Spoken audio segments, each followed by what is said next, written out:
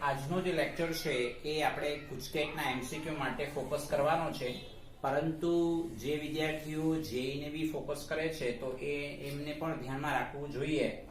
તો કેટલાક મુદ્દાઓ એવા છે કે જે આપણે ટેક્સ્ટબુકમાં આપેલા નથી, પણ એ જેઈ ના પોઈન્ટ ઓફ વ્યૂ આપણને ઉપયોગી થઈ પડે એવું છે. બરાબર છે. તો એની અંદર એક મુદ્દો આપણી પાસે આવે છે સમવિભવ બિંદુ, આઇસોઇલેક્ટ્રિક પોઈન્ટ, અને એ આઇસોઇલેક્ટ્રિક પોઈન્ટ વિશે એમિનો એસિડ ઉભય ગુણધર્મી વર્તણૂક ધરાવે છે એની અંદર આપણે સ્પષ્ટતા કરેલી છે. તો એ આઇસોઇલેક્ટ્રિક પોઈન્ટ ની પીએચ ઉપર ડિપેન્ડેબલ નાના મસ્તા એમસીક્યુ મીન્સ કે એક દાખલા પેટર્ન અને આપણે ધ્યાનમાં રાખવાનું થશે. બીજું કે જે જનરલી પ્રકાશ ક્રિયાશીલ સંયોજનો છે એ પછી ગ્લુકોઝ હોય કે પછી ફ્રુક્ટોઝ હોય, બરાબર છે, એમની પ્રકાશ ક્રિયાશીલતાનું કમ્પેરિઝન કરવા માટે વિશિષ્ટ પરિભ્રમણની જરૂરિયાત પડતી હોય તો એ વિશિષ્ટ પરિભ્રમણને અનુરૂપ દાખલાઓ જે એમસીક્યુ ની અંદર આપણને પૂછાય તો એની આપણે એક ધ્યાનમાં રાખીશું. બીજો એક પોઈન્ટ છે ગ્લુકોઝનું બંધારણ, જે ટેક્સ્ટબુકના લેવલ ઉપર આપણે એવું શીખીને આવેલા છે કે ભાઈ ગ્લુકોઝના બંધારણમાં કાર્બોનિલ સમૂહની હાજરી છે. તો એના માટે કઈ રિએક્શન સમજેલા છે? તો ભાઈ ગ્લુકોઝના બંધારણમાં કાર્બોનિલ સમૂહની હાજરી છે તો એના માટે આપણે બે રિએક્શન સમજેલા છે કે ભાઈ ગ્લુકોઝનું ખરેખર હાઇડ્રોક્સિલ એમાઇન સાથે પ્રક્રિયા કરીએ તો આપણને ખરેખર હાઇડ્રોક્સિલ ઓક્ઝાઇમ મળે, ગ્લુકોઝનો ઓક્ઝાઇમ મળે, અને હાઇડ્રોજન સાયનાઇડ સાથે યોગશીલ પ્રક્રિયા કરીએ તો ગ્લુકોઝનો હાઇડ્રોજન સાયનાઇડ કમ્પાઉન્ડ આપણને મળે, જેવું સૂચન કરે કે ગ્લુકોઝના બંધારણમાં કાર્બોનિલ સમૂહની હાજરી છે. તો એ સિવાય પણ બીજી એક રિએક્શન એવી છે કે જે ખરેખર એવું સૂચવે કે ગ્લુકોઝના બંધારણમાં કાર્બોનિલ સમૂહની હાજરી હોવી જોઈએ. તો એ છે ફિનાઇલ હાઇડ્રેઝિન. એટલે આપણે અહીંયા છેલ્લે ફોકસ કરીશું. ગ્લુકોઝ ફિનાઇલ હાઇડ્રેઝિન સાથે ફિનાઇલ હાઇડ્રેઝોન બનાવે છે, જે સૂચવે છે કે ગ્લુકોઝમાં કાર્બોનિલ સમૂહ હાજર છે. આ મુદ્દો આપણે ધ્યાનમાં રાખીશું. એકચ્યુઅલી ખરેખર જોવા જઈએ તો ગુજકેટ માટે પણ આપણે આ મુદ્દાને ધ્યાનમાં રાખી શકાય. કેમ? કારણ કે આલ્ડીહાઇડ સમૂહ એટલે આલ્ડીહાઇડ કીટોન કાર્બોક્સિલિક એસિડનું જે ચેપ્ટર છે તેની અંદર આ બધી રિએક્શન્સ ઓવરઓલ આવી જાય છે. બરાબર છે. એટલે આ રિએક્શનને આપણે ગુજકેટના પોઈન્ટ ઓફ વ્યૂ બી વિચારીએ તો કંઈ ખોટું નથી. એટલે એક્સ્ટ્રા મુદ્દા જે ભલે બુકમાં નથી આપેલા પણ એને એ કોને રિલેટેડ છે? આલ્ડીહાઇડને રિલેટેડ છે. અને આલ્ડીહાઇડ કીટોન કાર્બોક્સિલિક એસિડનું ચેપ્ટર આપણને ખબર છે. બરાબર છે. તો આ મુદ્દાઓ ગ્લુકોઝના બંધારણના મુદ્દાઓ જે અગત્યના છે, જે એવું સૂચન કરે કે ભાઈ ગ્લુકોઝના બંધારણમાં કાર્બોનિલ સમૂહની હાજરી છે. બુકમાં જે આપેલા છે એ સિવાયના આ એક્સ્ટ્રા મુદ્દાઓ પણ ધ્યાનમાં રાખવા જરૂરી છે. તો ગ્લુકોઝ ફિનાઇલ હાઇડ્રેઝન સાથે ફિનાઇલ હાઇડ્રેઝોન બનાવે, જે સૂચવે છે કે ગ્લુકોઝમાં કાર્બોનિલ સમૂહની હાજરી છે. પછી ગ્લુકોઝ દ્વારા ટોલેન્સ પ્રક્રિયકનું સિલ્વરમાં રિડક્શન થાય છે. આલ્ડીહાઇડની પરખ કસોટી. ફેહલિંગ દ્રાવણનું ક્યુપ્રસ ઓક્સાઇડમાં રિડક્શન કરીને ગ્લુકોઝ સ્વયં એસિડમાં ઓક્સિડેશન પામે છે. જો આ બંને રિએક્શન કે ગ્લુકોઝના બંધારણમાં આલ્ડીહાઇડ સમૂહની હાજરી છે એના માટે આપણને બુકમાં કઈ રિએક્શન આપેલી છે? બુકમાં એવી રિએક્શન છે કે ભાઈ ગ્લુકોઝનું બ્રોમિન જળ વડે ઓક્સિડેશન કરીએ તો ગ્લુકોનિક એસિડમાં કન્વર્ટ થાય. એ રિએક્શન તો એવું સૂચવે કે ગ્લુકોઝના બંધારણમાં આલ્ડીહાઇડ સમૂહની હાજરી છે. એ સિવાય આ બંને રિએક્શન એવું સૂચવે કે ગ્લુકોઝના બંધારણમાં આલ્ડીહાઇડ સમૂહની હાજરી છે. તો ગ્લુકોઝ દ્વારા ટોલેન્સ પ્રક્રિયકનું સિલ્વરમાં રિડક્શન થાય, ફેહલિંગ દ્રાવણનું ક્યુપ્રસ ઓક્સાઇડમાં રિડક્શન કરીને ગ્લુકોઝ સ્વયં એસિડમાં ઓક્સિડેશન પામે. આ બંને પ્રક્રિયાઓ એવું સૂચન કરે કે ગ્લુકોઝમાં આલ્ડીહાઇડ સમૂહ હાજર છે. એકચ્યુઅલી ખરેખર આ મુદ્દાઓનું ડિસ્કશન આપણે ગ્લુકોઝના બંધારણ વખતે જ કરી દેવાનું હતું, પરંતુ આપણે પહેલા બુકને પ્રાયોરિટી આપી એટલે આપણે છેલ્લેથી આ મુદ્દાઓ એડ કરેલા છે. તો પહેલા સમવિભવ બિંદુ, બરાબર છે. સમવિભવ બિંદુએ પીએચ માટે શોધવા માટેનું સૂત્ર કયું? તો તમને પૂછાય કેવી રીતે પ્રશ્ન? એમિનો એસિડનો pKa1 અને pKa2 ની કિંમત 2.3 અને 9.7 હોય તો એમિનો એસિડનું સમવિભવ બિંદુએ pH નું મૂલ્ય કેટલું? તો એના માટેનું સૂત્ર એકદમ ઈઝી છે. pKa1 pKa2 ડિવાઇડેડ બાય 2 એટલે 2.3 9.7 ડિવાઇડેડ બાય 2 આ 12 ડિવાઇડેડ બાય 2 એટલે 6 મળે. તો આ જે મુદ્દાઓ છે એ માત્ર જેઈના વિદ્યાર્થીઓને માટે ધ્યાનમાં રાખીશું. ગ્લાયસિન માટે pK1 બરાબર 2.34 અને pKb2 જોજો હા નિર્બળ બેઝ માટેનો છે એટલે 4.40 હોય તો સમવિભવ બિંદુએ pH નું મૂલ્ય કેટલું? તો પહેલા pKa2 બરાબર 14 બરાબર છે 14 pKb2 એટલે 14 માંથી આપણે આ બાદ કરી નાખવાનું 9.60 મળે એટલે સમવિભવ બિંદુએ pH નું જે મૂલ્ય છે pK1 pK2 ડિવાઇડેડ બાય 2 એટલે 2.34 9.60 ડિવાઇડેડ બાય 2 એટલે 5.94 આપણને પ્રાપ્ત થતું હોય આપણે એવું ધ્યાનમાં રાખી શકાય. તો આ એક જે કોન્સેપ્ટ છે એ કોન્સેપ્ટને આપણે ધ્યાનમાં રાખીશું. હવે વિશિષ્ટ પરિભ્રમણ શોધવા માટેનું જે સૂત્ર છે આલ્ફા ના છેદમાં L ગુણ્યા C. તો આને ચોરસ કૌંસમાં જે બતાવેલું છે વિશિષ્ટ પરિભ્રમણ બતાવે, કેપિટલ T એ તાપમાન કેલ્વિનમાં બતાવે, લેમ્બડા એટલે કે તરંગ લંબાઈનું સૂચન કરે. તો આલ્ફા શું છે? આલ્ફા પોલારીમીટર સાધન દ્વારા નોંધાયેલ પરિભ્રમણ છે જે આપણે ડેક્સ્ટ્રોને લીવો લખીએ છે તે બરાબર. L એટલે શું છે? તો એ પોલારીમીટર ટ્યુબની લેન્થ છે અને લેન્થ હંમેશા ડેસીમીટરમાં ધ્યાનમાં રાખવું. સેન્ટીમીટરમાં આપેલું હોય તો એને ડેસીમીટરમાં કન્વર્ટ કરવું. 10 સેન્ટીમીટર બરાબર 1 ડેસીમીટર. અને C શું છે? તો જે તે પદાર્થની સાંદ્રતા અને પદાર્થની સાંદ્રતા શામાં છે? ગ્રામ પ્રતિ મિલીલીટરમાં આપણે એવું ધ્યાનમાં રાખીશું. તો આ એક ફોર્મ્યુલા જે આપણે ધ્યાનમાં રાખવાનું થશે અને એના ઉપર ડિપેન્ડેબલ જો MCQ પૂછાય તો એકદમ સરળ છે તો આપણે એને કન્સિડર કરીશું. તો એના ઉપરના બે સમ ગણીએ. 10 સેન્ટીમીટર લાંબી પોલારીમીટર ટ્યુબની મદદથી જોજો 10 સેન્ટીમીટર લાંબી પોલારીમીટર ટ્યુબની મદદથી 2 ગ્રામ સુક્રોઝ ધરાવતા 10 મિલીલીટર જલીય દ્રાવણનું પરિભ્રમણ 10 મિલીલીટર જલીય દ્રાવણનું પરિભ્રમણ 13.3 માલુમ પડ્યું. તો સુક્રોઝના આ દ્રાવણનું વિશિષ્ટ પરિભ્રમણ કેટલું? તો એના માટે આપણે પહેલા શું કરીશું? સાંદ્રતા શોધીશું. વિશિષ્ટ પરિભ્રમણ એટલે એક્ચ્યુઅલી ખરેખર આ આપણે શોધવાનું થશે બરાબર છે. એ આપણે શરૂઆતમાં મેન્શન આઉટ કરેલું છે વિશિષ્ટ પરિભ્રમણ. તો પહેલા C એટલે સાંદ્રતા 2 ગ્રામ આપેલું છે 10 મિલીલીટર છે એટલે 0.2 ગ્રામ પ્રતિ મિલીલીટર. પછી તમને લેન્થ આપેલી છે L બરાબર 10 સેન્ટીમીટર એટલે 1 ડેસીમીટર બરાબર છે. હવે એકદમ સિમ્પલ થઈ ગયું. તો હવે સૂત્રમાં કિંમત જ મૂકવાની આલ્ફા ના છેદમાં L મલ્ટીપ્લાય C. તો આલ્ફા એટલે પોલારીમીટર થી પરિભ્રમણ 13.3 છે એના 1 ગુણ્યા 0.2 એટલે 66.5 અંશ આપણને પ્રાપ્ત થતું જોવા મળે વિશિષ્ટ પરિભ્રમણનું મૂલ્ય. હવે જો આ સૂત્રનો ઉપયોગ કરવાનો છે પણ અલગથી શું શોધવાનું છે? જથ્થો શોધવાનો છે. તો જો ફ્રુક્ટોઝનું વિશિષ્ટ પરિભ્રમણ -92.4 અંશ છે એટલે વામભ્રમણીય છે. 10 સેન્ટીમીટર લાંબી પોલારીમીટર ટ્યુબની મદદથી ફ્રુક્ટોઝના જલીય દ્રાવણનું પરિભ્રમણ -27.7 માલુમ પડ્યું. તો આ 100 મિલીલીટર જલીય દ્રાવણમાં ફ્રુક્ટોઝનો કેટલો જથ્થો ઓગળેલો હશે? બરાબર છે. તો સેમ આ સૂત્રનો ઉપયોગ કરીશું પણ વિશિષ્ટ પરિભ્રમણનું મૂલ્ય આપી દીધું. લેન્થ આપેલી છે 10 સેન્ટીમીટર બરાબર છે એટલે 1 ડેસીમીટર અને આલ્ફા બરાબર -27.7 અંશ પોલારીમીટર ટ્યુબથી નોંધેલ પરિભ્રમણનું મૂલ્ય. તો પહેલા આ સૂત્રનો યુઝ કરીશું અને C ની વેલ્યુ શોધીશું. તો આલ્ફાની વેલ્યુ -27.7 આ 1 ડેસીમીટર અને C એટલે C ની વેલ્યુ મળશે 0.2999 એટલે 0.3 ગ્રામ પ્રતિ મિલીલીટર. તો હવે આ સાંદ્રતા C ની જે વેલ્યુ મળેલી છે ગ્રામ પ્રતિ મિલીલીટરમાં છે રાઈટ. એટલે આપણે અહીંયા પદાર્થને ગ્રામમાં શોધવાનું છે એટલે સાંદ્રતા ગુણ્યા મિલીલીટર કદ થઈ જવાનું. તો સાંદ્રતા કેટલી આવી? 0.3 અને કદ કેટલું આપેલું છે? 100 મિલીલીટર એટલે કેટલો આવશે? 30 ગ્રામ.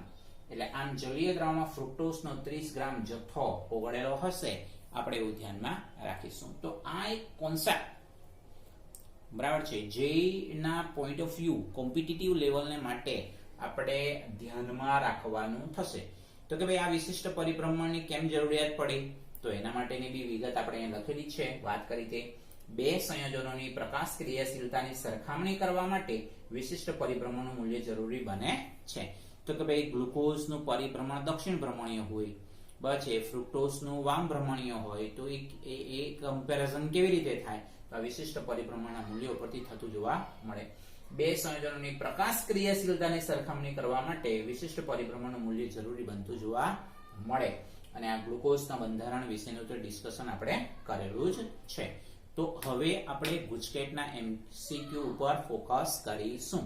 તો આ ગુજકેટના જે એમસીક્યુ છે એની અંદર બી આપણે પેલો ડિલીટ કરેલો અભ્યાસક્રમ માટે ધ્યાનમાં રાખવાનું છે. એટલે જે એમસીક્યુ ઉપર હું ચોકડી મારું એમાં તમારે એવું સમજવાનું કે એ આપણા અભ્યાસક્રમની અંદર નથી.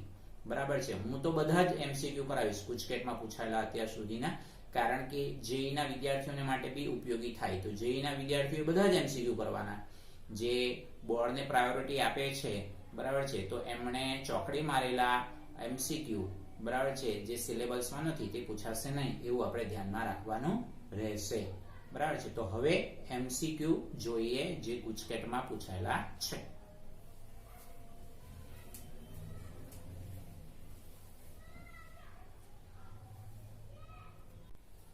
જો હવે આપણે એમસીક્યુ ને સમજવાનો પ્રયત્ન કરીએ તો પહેલા આપણે ગુજકેટ 2020 ની અંદર પૂછાયેલા એમસીક્યુ ફરી પાછી આપણે સ્પષ્ટ કરી દઈએ. જે આપણા બોર્ડના સિલેબસમાં નથી એ એમસીક્યુ ઉપર, બરાબર છે, આપણે ચોકડીની નિશાની કરેલી છે. ખાસ કરીને આપણને વિટામિનમાંથી ગુજકેટમાં દર વર્ષે એવું મનાય છે અને જોઈએ એટલે ખબર પડે કે ભાઈ દર વર્ષે વિટામિનમાંથી ગુજકેટમાં એમસીક્યુ પૂછાય છે.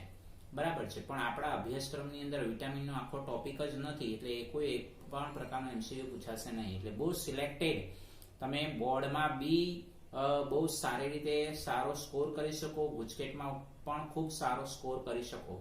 બરાબર છે. કારણ કે બહુ લિમિટેડ અભ્યાસક્રમ થઈ ગયો. તો આપણે વિટામિનને એટલા માટે સમજવાનું થાય કે ભાઈ કોમ્પિટિશનમાં જેઈના વિદ્યાર્થીઓ હોય તો બધું જ તૈયાર કરવાનું હોય, એટલા માટે આપણે એ બી એક્સપ્લેન કરવાનો પ્રયત્ન કરીએ છીએ. તો કયા વિટામિનની ઉણપથી સ્કર્વી રોગ થાય છે? બરાબર છે, એટલે કે લોહી જમા થવું. તો આ બધા રાસાયણિક નામ આપેલા છે. જો પેરિડોક્સિન છે, રિબોફ્લાવિન છે, એસ્કોર્બિક એસિડ છે, થાઇમિન છે, આ બધા જ રાસાયણિક નામ આપેલા છે વિટામિનના. તો આપણે વિટામિનના ટોપિકમાં જેઈના વિદ્યાર્થીઓ ખાસ આ બધા નામ યાદ રાખવાના થશે.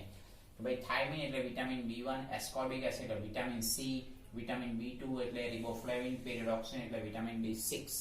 તો આપણો આન્સર આવશે વિટામિન C, કે વિટામિન C ની જો ઉણપ હોય તો સ્કર્વી નામનો રોગ થતો જોવા મળે. પછી 4 વાક્ય આપેલા છે, ખરા ખોટા વિધાન સમજવાના થાય. મોટાભાગના કુદરતી એમિનો એસિડનો વિન્યાસ L છે, એ તો આપણે ટોપિકમાં શીખેલા જ છે, એટલે વિધાન સાચું. RNA માં બીટા ડી રિબોઝ શર્કરા છે, એ પણ વિધાન સાચું. એમાઇલોઝ પાણીમાં અદ્રાવ્ય ઘટક છે જે આલ્ફા ડી પ્લસ ગ્લુકોઝ થી બનેલો છે. કારણ કે સ્ટાર્ચ એ એમાઇલોઝ અને એમાઇલોપેક્ટિનની મદદથી બનેલો છે, એટલે સ્વાભાવિક છે જો સ્ટાર્ચ પાણીમાં અદ્રાવ્ય હોય તો એમાઇલોઝ પાણીમાં અદ્રાવ્ય રહેવાનો જ છે. જો કે આ આપણા ટોપિકમાં નથી, આપણા બોર્ડના અભ્યાસક્રમમાં નથી, પણ એક વિધાનને કારણે આપણે એમસીક્યુ ને છોડીશું નહીં. બધા જ મોનોસેકેરાઇડ બિન રિડક્શન કરતા શર્કરા છે, એ કમ્પ્લીટલી વિધાન ખોટું થશે. એટલે પહેલા 3 વાક્ય સાચા, ચોથું વાક્ય ખોટું, એટલે આપણો જવાબ આવશે TTTF, એવો આપણો આન્સર આવશે. ચાલો, નીચેના પૈકી કઈ પ્રક્રિયા ગ્લુકોઝનું રેખીય બંધારણ સૂચવે છે? ગુજકેટ 2013 ની અંદર પૂછાયેલો પ્રશ્ન. રેખીય બંધારણ એટલે 6 કાર્બનની સરળ શૃંખલા. એટલે પહેલો જ મુદ્દો, ગ્લુકોઝનું હાઇડ્રોઆયોડિક એસિડ વડે રિડક્શનની પ્રક્રિયા કરીએ તો ખરેખર 6 કાર્બન ધરાવતી સરળ શૃંખલા આપણને પ્રાપ્ત થતી જોવા મળે, એટલે એ ઓપ્શન આપણો આન્સર આવશે. વિટામિન B6 નું રાસાયણિક નામ જણાવો, તો પેરિડોક્સિન આપણે આવી જાય છે અહીંયા. બરાબર. પછી નીચેના પૈકી કયો બેઝ દ્વિચક્રીય છે? ન્યુક્લિક એસિડના બંધારણ ઉપર આધારિત પ્રશ્ન. ગ્વાનિન એ દ્વિચક્રીય છે, એનું બંધારણ આપણે યાદ નથી રાખવાનું, પણ એટલું ધ્યાનમાં રાખીશું કે એમાં 2 ચક્ર આવેલા છે. પછી કયું વિટામિન વનસ્પતિમાંથી મળતું નથી? કયું વિટામિન વનસ્પતિમાંથી મળતું નથી, એટલે કે સ્ત્રોત જોવાનો, અને એ થશે વિટામિન B12, જેને સાયનો-કોબાલ એમાઇન તરીકે ઓળખાવી શકાય. તો એ ગુજકેટ 2014 ની અંદર પૂછાયેલો પ્રશ્ન છે. બસ, એટલે જ્યાં જ્યાં સાલ લખેલી છે એના પછીના 2 તત્વના એમસીક્યુ એ સાલમાં પૂછાયેલા છે, એટલે આપણે રેફરન્સ બુકમાં બી છે, એટલે આપણને ખબર પડી જાય. નીચેનામાંથી કયો એમિનો એસિડ તટસ્થ છે? આ બોર્ડમાં બી પૂછાયેલો એમસીક્યુ છે, ધ્યાનમાં રાખીશું. એટલે ગ્લાયસીન એક એવો એમિનો એસિડ છે, એટલે આપણે એમિનો એસિડનું વર્ગીકરણનો મુદ્દો આપણે તૈયાર કરવાનો થાય, કારણ કે એમિનો એસિડનું વર્ગીકરણ તૈયાર કરશો એટલે એના ઉદાહરણ આવશે. તટસ્થ amino acid, acidic amino acid અને બેઝિક એમિનો એસિડ એ તૈયાર કરવાનું થશે. સાથે સાથે આવશ્યક એમિનો એસિડ અને બિનઆવશ્યક એમિનો એસિડના નામ પણ ધ્યાનમાં રાખવાના રહેશે, કારણ કે આવો ક્વેશ્ચન અગાઉ પણ આપણે બોર્ડના એમસીક્યુમાં શીખીને આવેલા છે. બરાબર છે. એટલે ગ્લાયસીન એમિનો એસિડ તટસ્થ છે એ આપણને ખ્યાલ આવે. પછી આ મુદ્દો એકચ્યુઅલી ખરેખર સુક્રોઝને લાગુ પડે, પણ આપણા ટોપિકમાં તો સુક્રોઝ મળે જ નહીં, એટલે કોઈ પ્રશ્ન નથી. સુક્રોઝને જ્યારે 483 કેલ્વિન તાપમાને ગરમ કરવામાં આવે ત્યારે એમાંથી પાણી દૂર થઈ ભૂખરો કથ્થાઈ રંગનો અસ્ફટિકમય પદાર્થ બને, જેને કેરેમલ કહેવામાં આવે છે. એટલે આ કેરેમલ છે શું? તો કે ભાઈ મીઠાઈ ઉપર જે છે એનું પડ લગાવવામાં આવે, કેરેમલ. બરાબર છે. એ ચાંદી જેવું સિલ્વર કલરનું જે પડ હોય, બરાબર છે, એ કેરેમલ આપણને પ્રાપ્ત થતું જોવા મળે છે. આપણે એવું ધ્યાનમાં, આઈસ્ક્રીમ છે, મીઠાઈ છે, એની અંદર આ કેરેમલનો ઉપયોગ, એક રંગીન પદાર્થ, કથ્થાઈ રંગનો અસ્ફટિકમય ઘન પદાર્થ એટલે કેરેમલ આપણે એવું કહેવાય. તો એ જેઈના વિદ્યાર્થીઓ ધ્યાનમાં રાખવાનું થશે. કયા વિટામિનનો પ્રાપ્તિ સ્ત્રોત યકૃત નથી? બરાબર છે, યકૃત નથી. એટલે વિટામિનનો સ્ત્રોત પ્રાપ્તિ સ્ત્રોતમાં જોવાનું થાય તો વિટામિન B1, જેને થાઇમિન તરીકે આપણે ઓળખાવી શકાય. ત્યાર પછી નીચેનામાંથી કયા સંયોજનમાં બધા જ મોનોસેકેરાઇડ એકમ C1-O4 સાંકળથી જોડાયેલા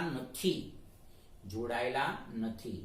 તો એમાં એમાઇલોપેક્ટિન આવશે. કેમ? કારણ કે એમાઇલોપેક્ટિનમાં C1 અને C4 તો જોડાયેલા જ હોય, પણ પાછો C4 નો કાર્બન C6 સાથે છે પણ જોડાયેલો હોય, એટલા માટે એમાઇલોપેક્ટિન આપણો આવશે. એટલે સ્ટાર્ચ એ એમાઇલોઝ અને એમાઇલોપેક્ટિન થી બનેલું છે, એ આપણને ખ્યાલ આવે.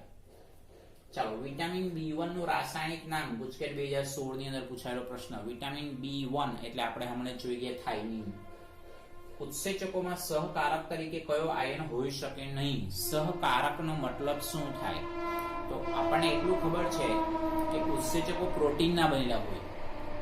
ઉત્સેચકો પ્રોટીનના બનેલા હોય તો ખરેખર જોવા જઈએ તો કેટલાક ઉત્સેચકોના કાર્ય યોગ્ય રીતે થઈ શકે, તે માટે પ્રોટીન સિવાયના અન્ય રાસાયણિક ઘટક હાજર હોય છે. સહકારકની હું વ્યાખ્યા કહું છું. કેટલાક ઉત્સેચકોમાં યોગ્ય કાર્ય થઈ શકે તેના માટે પ્રોટીન સિવાયના અન્ય રાસાયણિક ઘટક હાજર હોઈ શકે, અને એ અન્ય રાસાયણિક ઘટક તરીકે એને શું કહેવાય છે? સહકારક તરીકે આપણે ઓળખાવી શકાય. તો આ સહકારક તરીકે અકાર્બનિક ઘટક હોય છે, ધ્યાનમાં રાખો. અને એ અકાર્બનિક ઘટક કયા? એક ઝિંક હોય, ઝિંક એટલે Zn2+, Mn2+, Mg2+, Fe2+, અને Copper2+, ધાતુ આયનો હોઈ શકે. ફરી પાછું, પછી અકાર્બનિક ઘટક સહકારક તરીકે અકાર્બનિક ઘટક હોય Zn2+, Mn2+, Mg2+, Fe2+, અને Cu2+. બસ, એટલે આ તમારી પાસે એની અંદર સહકારક તરીકે Cr3+ હશે નહીં, આપણે એવું ધ્યાનમાં રાખીશું. ત્યાર પછી આપેલ પૈકી કયો એસિડ ઝ્વિટર આયન ધરાવે છે? Zwitter ion. તો ઝ્વિટર આયનના માટે કન્ડિશન છે એસિડ, બરાબર છે, એસિડ અને એમિનો ગ્રુપ હાજર હોવો જોઈએ. તો એ છે સલ્ફાનેલિક એસિડ. આ સલ્ફાનેલિક એસિડનું બંધારણ આપણે જોઈ શકીએ. એટલે આંતરિક બ્રોન્સ્ટેડ લોરી એસિડ બેઝ પ્રક્રિયા થતી જોવા મળે. એટલે SO3H ગ્રુપ, બરાબર છે, એમાંનો પ્રોટોન એમિનો ગ્રુપ સ્વીકારી લેતો જોવા મળે. એટલે આ ઝ્વિટર આયન બની ગયેલો જોવા મળે, આપણે એવું ધ્યાનમાં રાખી શકાય. તો આ એકચ્યુઅલી ખરેખર ઝ્વિટર આયનનો ટોપિક તો આપણી પાસે છે જ, એટલે આપણને ખબર પડે. કયા એમિનો એસિડના બંધારણમાં દ્વિતીયક એમિનો સમૂહ હાજર છે? આ ઇમ્પોર્ટન્ટ પ્રશ્ન છે. કયા એમિનો એસિડના બંધારણમાં દ્વિતીયક એમિનો સમૂહ છે? ગુજકેટ 2017 ની અંદર પૂછાયેલો મોસ્ટ ઇમ્પોર્ટન્ટ ક્વેશ્ચન. તો એ આવશે પ્રોલિન, જે આપણી ટેક્સ્ટબુકમાં એનું બંધારણ તો આપેલું જ નથી, કારણ કે એની બધી શાખા આપેલી છે. તો એમાં 20 નંબરનો એમિનો એસિડ, જેમાં પ્રોલિનમાં તમે બંધારણ જોજો ચક્રીય હશે અને એમાં NH હાજર હશે, NH એટલે દ્વિતીયક એમિનો ગ્રુપ આપણી પાસે છે, તો કયા એમિનો એસિડના બંધારણમાં દ્વિતીયક એમિનો સમૂહ છે? તો પ્રોલિન એનો જવાબ આવશે. હજુ MCQ બાકી છે, તો એને સમજવાનો પ્રયત્ન કરીએ.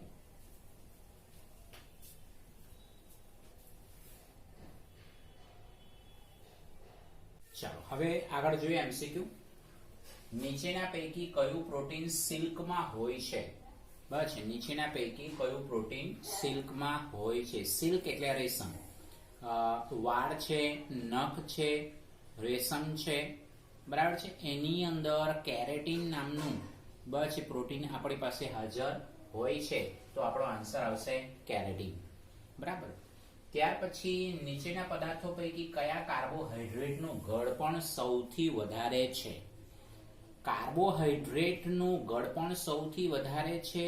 આ પ્રશ્નને બરાબર સમજવા જેવો છે. એકચ્યુઅલી ખરેખર આ પ્રશ્ન આપણને 16મા ચેપ્ટરનો છે, પણ આપણને અહીંયા પ્રશ્ન કેમ આપેલો છે? આ ચેપ્ટરની અંદર કેમ પ્રશ્ન આપવાનો છે? કારણ કે અહીંયા કાર્બોહાઈડ્રેટ શબ્દનું સંબોધન આપેલું છે. તો હવે આ કાર્બોહાઈડ્રેટની અંદર આપણે પાસે ગળપણ કેવી રીતે નક્કી થાય? તો ખરેખર ગળપણ આંક નક્કી થતો હોય અને એને માનક તરીકે સ્વીકારવામાં આવે.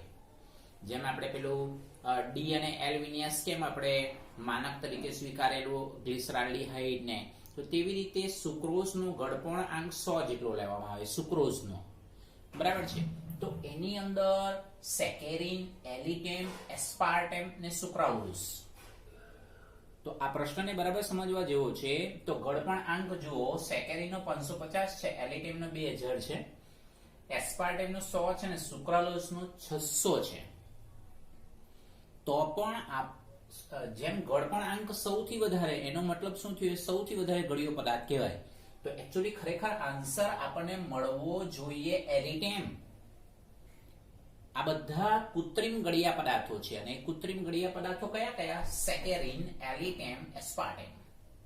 આ કૃત્રિમ ગળ્યા પદાર્થો છે. પરંતુ સુક્રાલોઝ એ ખરેખર સુક્રોઝનું વ્યુત્પન્ન છે અને સુક્રોઝ શું છે? કાર્બોહાઈડ્રેટ. એટલે આપણો આન્સર એલિટેમને બદલે સુક્રાલોઝ આપણને પ્રાપ્ત થતો જોવા મળે. એટલે અહીંયા એવો પ્રશ્ન હોત કે ભાઈ નીચેનામાંથી સૌથી વધારે ગળ્યો પદાર્થ કયો છે, કાર્બોહાઈડ્રેટ શબ્દ નહીં આપતે, તો આપણો જવાબ આવતે એલિટેમ. એટલા માટે અહીંયા હિન્ટ આપેલી છે. સુક્રાલોઝ સુક્રોઝનો ટ્રાઇક્લોરો વ્યુત્પન્ન છે, તેનો દેખાવ અને સ્વાદ શર્કરા જેવો હોય છે. બરાબર છે. એટલે આ ક્વેશ્ચન્સ ખરેખર બોર્ડના લેવલ પરનો નથી, જેઈના લેવલ માટેનો છે, એટલે આપણે એને જરા ધ્યાનમાં રાખીશું. ત્યાર પછી નીચેનામાંથી કયા એમિનો એસિડની pH 7 કરતા વધારે છે?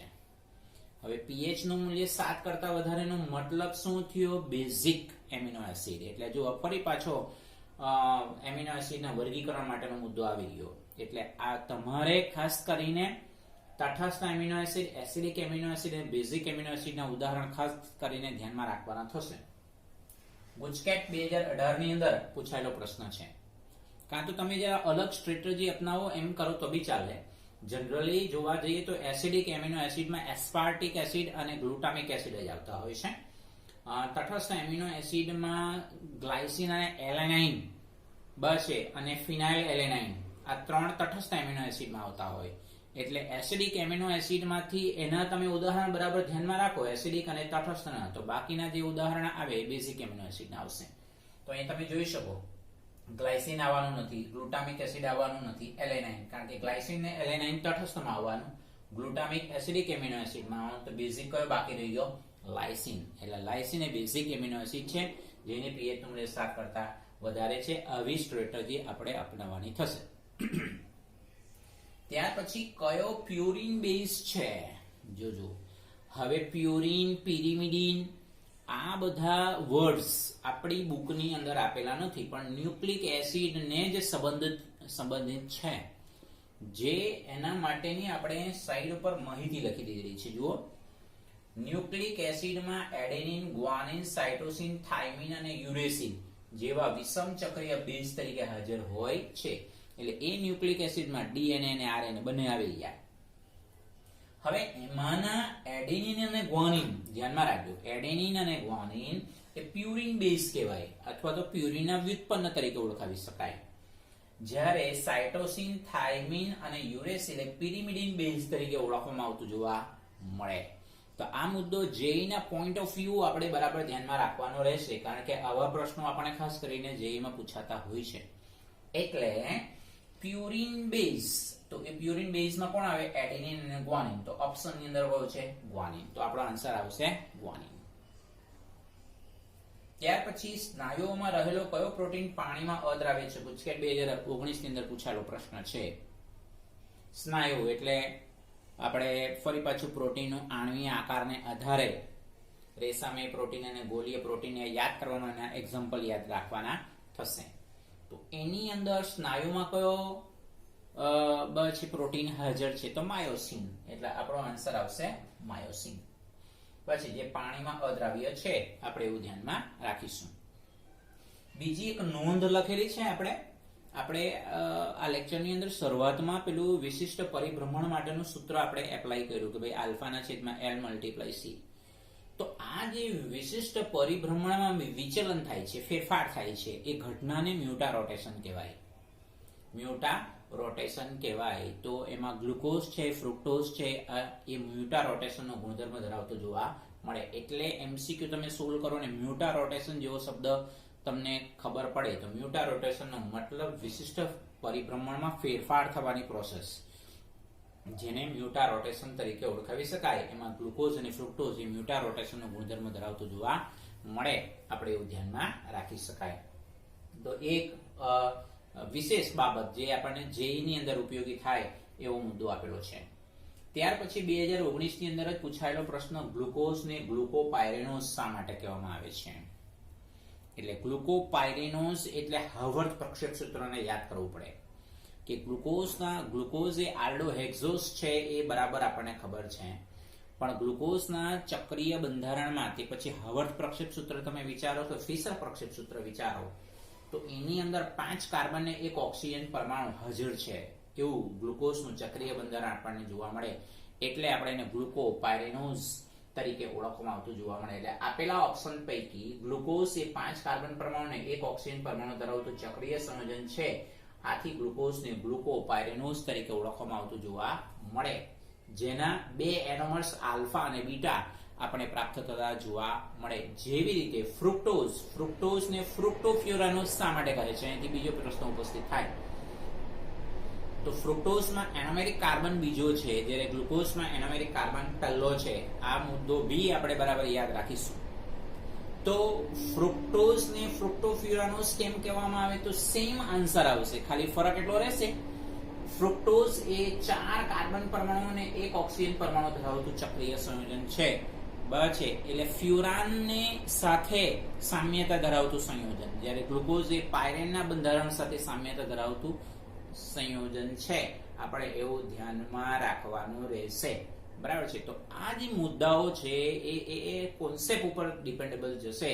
એટલે માની લો કે મારે તમને અહીંયાથી સેમ આવો જ પ્રશ્ન પૂછવો છે, પણ હું પૂછું ફ્રુક્ટોઝ ને ફ્રુક્ટોફ્યુરાનોઝ શા માટે કહે છે? તો એનો સાચો આન્સર આવશે ફ્રુક્ટોઝ એ 4 કાર્બન પરમાણુ અને 1 ઓક્સિજન પરમાણુ ધરાવતું ચક્રીય સંયોજન છે, એટલા માટે એને ફ્રુક્ટોફ્યુરાનોઝ તરીકે ઓળખવામાં આવે છે. અને ફ્રુક્ટોઝના પણ 2 એનોમર્સ આપણને મળે છે, આલ્ફા અને બીટા એનોમર્સ મળે છે. ફ્રુક્ટોઝમાં બીજા નંબરનો કાર્બન C2 એનોમેરિક કાર્બન છે, જ્યારે ગ્લુકોઝમાં C1 એ એનોમેરિક કાર્બન છે, કારણ કે ત્યાંથી ચક્રીય સંયોજન આપણને પ્રાપ્ત થતું જોવા મળે, જે હાર્વર્ડ પ્રક્ષેપ સૂત્રમાં આપણે સમજી શકીએ, સાથે સાથે ફિશર પ્રક્ષેપ સૂત્રની અંદર પણ સમજી શકીએ. ચાલો, ત્યાર પછી 21મો MCQ. અને 21મો MCQ ની અંદર આપણને 4 વાક્ય આપેલા છે. સાઇટોસિન બેઝ પિરિમિડિનનો વ્યુત્પન્ન છે. જો ફરી પાછું, એટલે આ જ મુદ્દાને ધ્યાનમાં રાખીને આવશે. સાઇટોસિન એ બેઝ પિરિમિડિનનો વ્યુત્પન્ન છે, એટલે પિરિમિડિન બેઝ કહેવાય. તો એ સાઇટોસિન અહીંયાથી આપણે વાક્ય રચના લખી છે. જો સાઇટોસિન, થાઇમિન અને યુરેસિલ પિરિમિડિન બેઝ તરીકે ઓળખવામાં આવે છે, એટલે વિધાન તમારું સાચું કહેવાશે. ડીએનએ માં બીટા ડી રિબોઝ શર્કરા છે. ડીએનએ માં બીટા ડી રિબોઝ શર્કરા છે, તો આ વિધાન ખોટું કહેવાશે. કેમ? કારણ કે એકચ્યુઅલી ખરેખર અહીંયા RNA આવશે. RNA આપણને પ્રાપ્ત થતું જોવા મળે.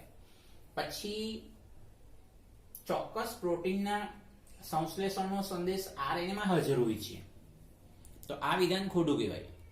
આ વિધાન ખોટું કહેવાય. તો સાચો આન્સર શું આવે? સાચો આન્સર એટલે એકચ્યુઅલી ખરેખર જોવા જઈએ તો પહેલું વિધાન સાચું, બીજું વિધાન ખોટું, બરાબર છે. ત્રીજું વિધાન બી ખોટું. કેમ? કારણ કે ચોક્કસ પ્રોટીન સંશ્લેષણનો સંદેશ DNA માં હાજર હોય છે. તો એકચ્યુઅલી ખરેખર જોવા જઈએ તો જૈવિક કાર્યની અંદર આપણને ન્યુક્લિક એસિડના જૈવિક કાર્યની અંદર આ સેન્ટેન્સ આપી દીધેલું છે, એટલે આપણે આ ધ્યાનમાં રાખીશું. અને DNA સજીવોની જુદી જુદી જાતિની ઓળખને એક શતક સુધી જાળવી રાખે છે, તો આ પણ જૈવિક કાર્યમાં જ આપેલું છે, પણ એક શતકને બદલે લાખો વર્ષો સુધી આપેલું છે આપણને, લાખો વર્ષો અને એક શતક, એટલે વિધાન તમારું સાચું. એટલે પહેલું અને ચોથું વિધાન સાચું, બીજું અને ત્રીજું વિધાન ખોટું. ખોટા વિધાનને સુધારવાનું હોય તો શું થાય? RNA માં બીટા ડી રિબોશર્કરા છે, RNA માં બીટા ડી રિબોશર્કરા છે, તો એ વિધાન તમારું શું કહેવાશે? સાચું વિધાન કહેવાશે. હા, તમારે એમ લખેલું કે DNA માં બીટા D2 ડીઓક્સી રિબોશર્કરા છે, તો વિધાન સાચું કહેવાશે. આ વાક્ય રચનાને આપણે બરાબર ધ્યાનમાં રાખીશું, બરાબર છે. અને આ વિધાનને બી, આ વિધાન તો જો કે ચોથું વિધાન તો સાચું જ છે, બરાબર. DNA સજીવોની જુદી જુદી જાતિની ઓળખને લાખો વર્ષો સુધી જાળવી રાખે છે, તો બી વિધાન તમારું સાચું બનશે. તો ખરેખર આ પ્રશ્ન માની લો કે આ 21મું પહેલું સેન્ટેન્સ છે એ વાક્યને આપણે ડિલીટ કરીએ, બાકી તો આપણને આ બોર્ડના અભ્યાસક્રમની અંદર બી આપણને પૂછી શકાય એવો MCQ ખરો. ખાલી અહીંયાથી તમારે બીજો કોઈક સેન્ટેન્સ આપણે લખી દઈએ, RNA માટે લખી દઈએ કે ભાઈ RNA માં બીટા ડી રિબોશર્કરા છે, તો એ વિધાન આપણી પાસે સાચું બની જાય. તો આ વિધાનને કાઢી નાખીને પછી બાકીના બધા વિધાનો આપણને લાગુ પડતા જોવા મળે. આપણા સિલેબસની અંદર બંધ બેસતા એવા સેન્ટેન્સ છે, ખાલી પહેલું સેન્ટેન્સ નથી, બાકીના બધા સેન્ટેન્સ લાગુ પડતા જોવા મળે. ચાલો પછી જો જેની અંદર બી કેવા કેવા સિમ્પલ પ્રશ્ન પૂછાય છે. સૌથી વધુ બેઝિક એમિનો એસિડ કયો છે? સૌથી વધુ બેઝિક એમિનો એસિડ કયો છે? તો એના માટે આપણે ખાસ કરીને બંધારણ, એટલે જે એમિનો એસિડના બંધારણ છે એ બંધારણને બી આપણે ફોકસમાં રાખવું પડે.